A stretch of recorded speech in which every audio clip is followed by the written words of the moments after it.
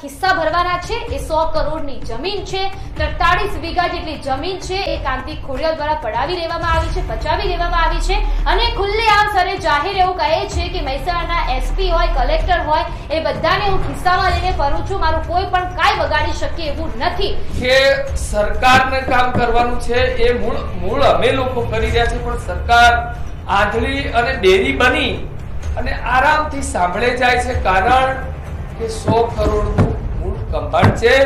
કાંતિ જે ખોડિયાર છે એ મહેસાણામાં જાહેરમાં બોલે છે, હું ભાજપનો મૂળ ફંડિંગ નેતા છું. મહેસાણા આખું બેન 10 દિવસમાં આનું રિઝલ્ટ નહીં આવે તો 500 ગાયો લાવીને આખું મહેસાણા મૂળ બાનમાં લેવાનું છું. બિલકુલ. કોઈ પણ ને ગાય કઈ પણ કરશે, બિલકુલ, કોઈને વાગશે કે મોત થશે, એની સંપૂર્ણ જે જિમ્મેદારી છે એ આ લોકોની જ રહેશે. બિલકુલ. અત્યારે હાલની તારીખમાં કોઈ પણ કામ કરવું હોય, બિલકુલ, ગાંધી બાપુ છે તો બધા જ કામ થાય એવું આ કાંતિભાઈએ આ 4 વર્ષમાં મૂળ સાબિત કરી દીધું. કાંતિ ખોડિયાર એવું સ્પષ્ટ બેન બોલે છે કે અહીંનો એસપી, આઈજી ને બધા જે બી છે એ મારી આગળ કઈ છે જ. બિલકુલ. પણ લાલજીભાઈ એટલે નથી આપતા કે 100 કરોડનું મૂળ કૌભાંડ કરે છે પણ મારો પાટીદાર કરે છે. પોતાના ગામને 100 કરોડનું નુકસાન છે પણ ભલે હોય, મૂળ પાટીદાર છે. આ લોકોએ જ્યારે મારા ઉપર પેટ્રોલ પંપ લૂંટ દાખલ કરી તો પીઆઈ સાહેબ પોતે મૂળ ફરિયાદી બની જાય છે. એટલે મને જનું નતું અંદર, ચાલો મેં કંઈ કર્યું નથી ને મને તો આ લોકો ખોટી જેલમાં કરાવે છે, તો મેં આત્મહત્યાની પણ કોશિશ કરેલી છે જેલમાં. મેં કહ્યું કે આપણે ગૃહપ્રધાન હર્ષ સંઘવીને અહીંયાથી કહેવું છે અને મુખ્યમંત્રી ભૂપેન્દ્ર પટેલને કહેવું છે કે આટલી કાયદો ને વ્યવસ્થા તમે એવા લોકોના હાથમાં આપી દીધી છે કે જે ખરેખર એના લાયક નથી.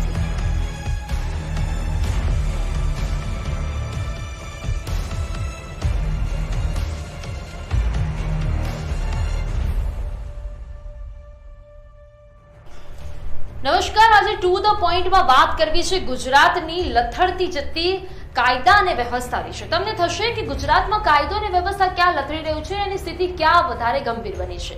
સ્થિતિ આપણે જોઈ રહ્યા છે, આપણે સૌ કહી છે કે ગુજરાતમાં ડબલ એન્જિનની સરકાર છે, પરંતુ એ કાયદા વિરુદ્ધના કાર્યો થાય છે. કાયદામાં જે થયું છે, જે લખવામાં આવ્યું છે તે નથી થતું, એટલા માટે આપણે કહીએ છીએ કે કાયદા વિરુદ્ધના કાર્યો ગુજરાત સરકાર દ્વારા કરવામાં આવતા હોય છે. ખાસ મારે આ મુદ્દા પર ચર્ચા એટલા માટે કરવી છે કારણ કે ગુજરાતમાં કાયદો અને સ્થિતિની વ્યવસ્થા જે કરવામાં આવી છે, વ્યવસ્થા કમ્પ્લીટ છે, પરંતુ તેના પર ઠોસ કાર્યવાહી કરવામાં નથી આવતી કારણ કે જવાબદાર અધિકારીઓની નિમણૂક ત્યાં કરવામાં નથી આવતી. હવે આપણે કહીએ છીએ કે ગુજરાતમાં ડબલ એન્જિનની સરકાર છે, પરંતુ ડબલ એન્જિનની સરકારમાં એ એન્જિનની સરકારમાં ઓઇલ કદાચ ઓછું પડ્યું હોય તેવું લાગી રહ્યું છે. આ આટલા માટે કહી રહી છું કારણ કે ઘણા દિવસોથી, ઘણા વર્ષોથી હું એવું સાંભળું છું કે જે હકનું છે ક્યાંય નથી જતું, પરંતુ જો સરકારમાં જ પોલમ પોલ હોય તો હકનું હોય, પોતાનું હોય કે પારકું હોય એ જતું રહેવામાં વાર નથી લાગતી. આજે મારે વાત કરવી છે ટુ ધ પોઈન્ટમાં, જે તળાવની જમીન છે, જે ગામના લોકોની છે, જે ગામના જે પશુઓ છે એ ત્યાં પાણી પીવા જતા હોય છે, એમની પરબ છે તે છીનવાઈ ગયું છે. છીનવાઈ એટલા માટે ગયું છે કારણ કે એ જે ગામનું તળાવ છે સત્તા પક્ષના કોઈ નેતા દ્વારા હડપી લેવામાં આવ્યું છે. નમસ્કાર, ટુ ધ પોઈન્ટમાં આજે મુદ્દાની વાત કરવી છે. આજે આ મુદ્દા પર એ ચર્ચા કરવી છે કે અલોડા કરીને ગામ છે મહેસાણામાં અલોડા કરીને ગામમાં લગભગ 100 કરોડથી પણ વધારેનું તળાવની જે જમીન છે તે આવેલી છે. 42 વીઘા જેટલી જમીન છે તે પચાવી પાડવામાં આવી છે સત્તા પક્ષ દ્વારા. હવે તમને થશે કે સત્તા પક્ષ દ્વારા આટલા કરોડોની જમીન કેમ પચાવી દેવામાં આવી છે. હું તમને કહી દઉં કે ત્યાં તળાવ છે અને તળાવની જમીન એ સત્તા પક્ષના નેતા દ્વારા પડાવી લેવામાં આવી છે. હવે આ જ મુદ્દે ચર્ચા કરવા માટે મારી સાથે જોડાયેલા છે ભરતભાઈ દેસાઈ કે જેમનું મુખ્ય રહેઠાણ અલોડા છે ને તેઓ ગૌરક્ષક છે. ભરતભાઈ, લાઈવ 24 ન્યૂઝમાં આપનું હાર્દિક સ્વાગત છે. ભરતભાઈ, સૌપ્રથમ સવાલ એ થઈ રહ્યો છે કે આ જે લડત છે તમે ઘણા સમયથી ચલાવી રહ્યા છો, સરકાર સામે તમે બાયો ચડાવી દીધી છે, ઘણા વર્ષોથી લડત ચલાવી રહ્યા છો, તો પછી આનું પરિણામ તમને કેમ નથી મળતું?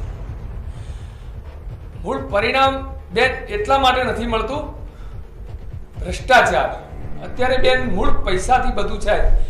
મૂળ જેની પાસે ગાંધી બાપુ છે, બિલકુલ, એ બધું જ બેન મૂળ કરી શકે છે અત્યારે હાલની તારીખમાં રાજ્યની અંદર તમે એવું બોલો